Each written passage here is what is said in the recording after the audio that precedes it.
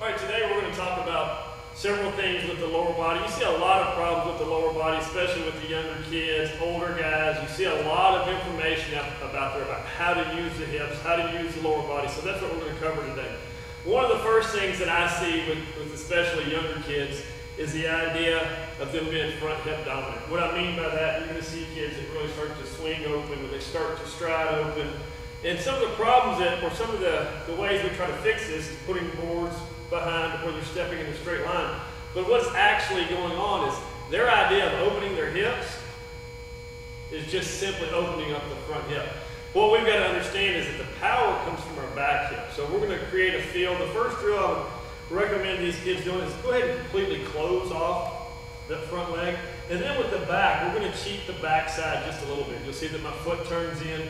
And it's just the idea, this is internal rotation. We want to think that the back knee is actually driving down and it's going to force the front hip to open. So just watch the relationship as I'm aggressive with the back knee turning down and in. My back hip is the aggressive one. You're going to see that the front knee tries to pop open. So these guys, first off, have to understand that our power comes from our back hip. So as you can start to see me do this, you'll see the front hip start to pop open. So here's how we're going to start this. We're going to start at the end. We're going to try to make it completely clear to the body what our goal is. Our goal is to get our hips open before we get the upper body open. So we're going to start in this position. We'll start everything this way. And there's two very important feels with me, as you've seen so far. It doesn't matter what you're telling these kids to do.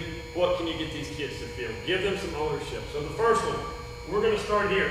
And we're going to think or visualize that the front leg has got to be stable. You're going to see a lot of kids, as they start to go, the front knee gets in front of the foot, and now guys, their hips are sliding. So we're going to think that this is the foundation. We're trying to rotate around the front hip. So how do we do that? Well, we're going to give these kids a feel. The feel should be right here on that front hip.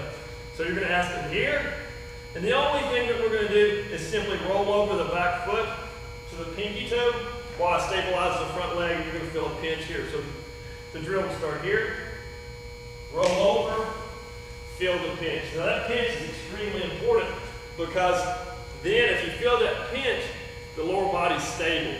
The upper body's starting to rotate, the back side's coming through. That's a great feel.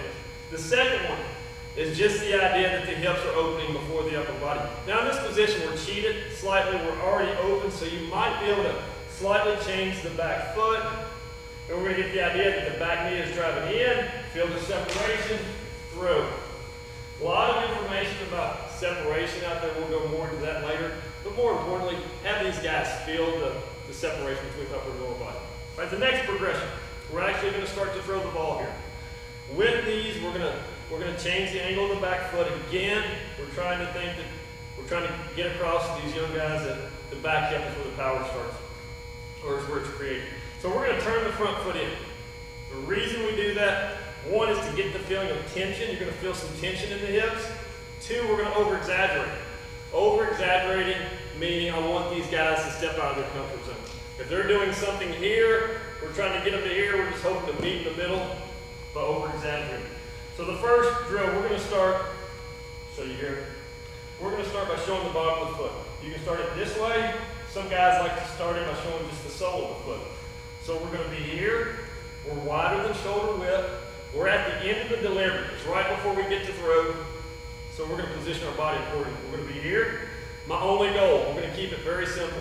My only goal is before this front foot hits, before it lands, it's in full contact with the ground, that my back hip is completely open and the back kneecap is facing down. So it's here.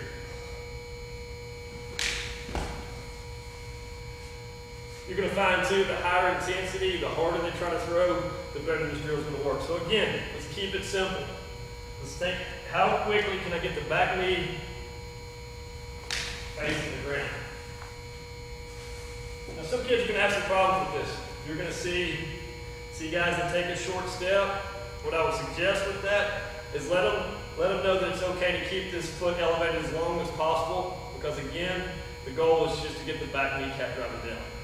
Now the series, the progression of this, from here, now we're bringing it back a little bit closer. At this point, you're going to notice I've got some bend in the back leg. So we're here, now my hands are together, and we're going to over-exaggerate again. The over-exaggeration on this one, as I'm moving forward, I'm showing the bottom of my foot. Again, it can be accomplished this way, or we can start here. It's totally up to you guys. So we're going to start here. I feel the tension on my hips. On this drill, as I move forward with the front hip closed, you're going to feel the back hip progressively want to turn down and in. So it's the idea that the hips are open from the back hip to the front.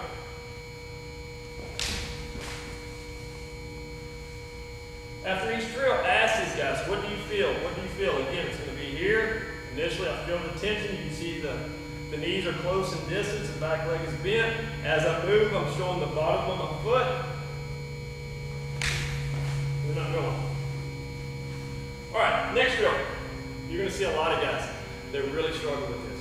Do I push off the rubber? What do I do? Is gravity, is it the reason I get moving forward?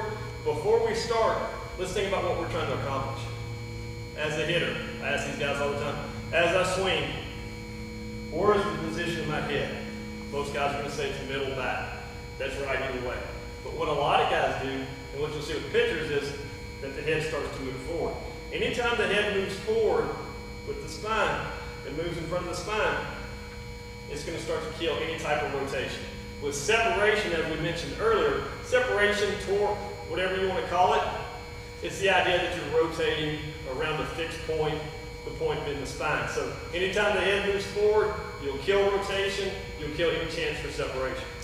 So the next drill, I compare it to jumping on a trampoline. You ask guys, if I were to jump straight down, come up, why do I jump straight up in the air? Why am I not moving this way?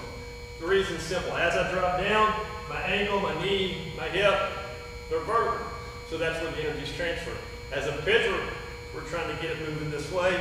So if I were trying to jump this way, I would simply set my knees inside my feet and move.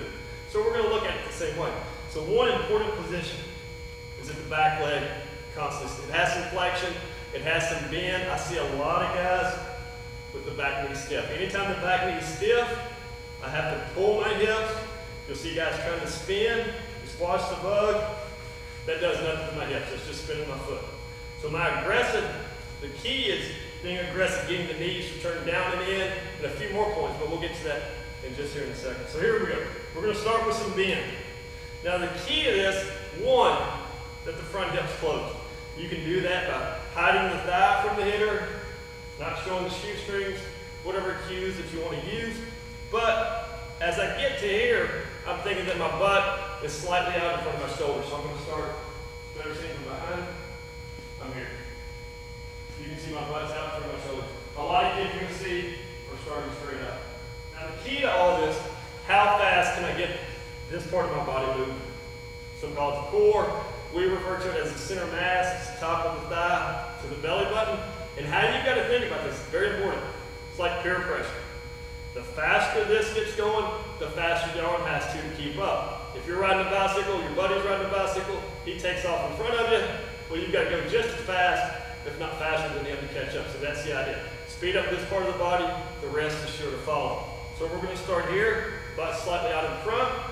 Now that I get the butt out, I can actually drive down into the ground. I'm not pushing off the rubber. When I start to push off the rubber, you're going to see more times than not, guys are just pushing their head across the midline of their body. Again, we're trying to accelerate this. We're trying to get the stride speed moving as fast as possible, and that's accomplished by getting the butt out.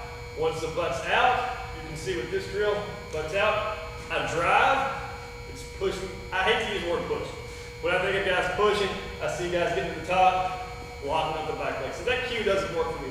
I like the idea of projecting. So the butt's out.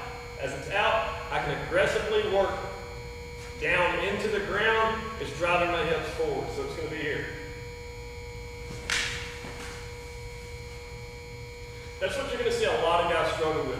And what you've got to keep in mind is that for the hips to move forward, one, we've got to aggressively drive down against the ground to project, but that will never happen as soon as guys start to open their hips a little early. For example, if I start here, and my first movement is to open the hips, you're going to start to see guys that are stalling out on the back, and they're simply going to start to open from the front to the back. So So that's not good. So the last one is going to be here. Hip is closed. We're closed off that front leg. And then we're going to get it. Now the last one, I'll leave you with this. We want to think about early momentum. How can we create early momentum? The idea with that is before I ever reach the top of my lift, I simply want to think that the weight shifts to the inside of my foot. The best way I found how to do this, simply take the foot, the shoes, the socks off the feet, create a feel for these guys. Until these guys feel it, there's no way they're ever going to repeat it. So we'll start actually barefooted, some bend in the back leg, and we're thinking, what does it feel like to get my hips out? Get my hips out in front. More times than not, you're going to feel a pinch. It's back here. We're actually storing energy. We're trying to load that back hip up to be used later. But take the shoes off these guys. Let them feel it. Give them some ownership. So the drill would be here. And then I'm just simply going. We want the hips to move. We don't ever want them to stop. They're trying to gain momentum from start to finish. And if you want to throw the ball faster, learn how to use the hips.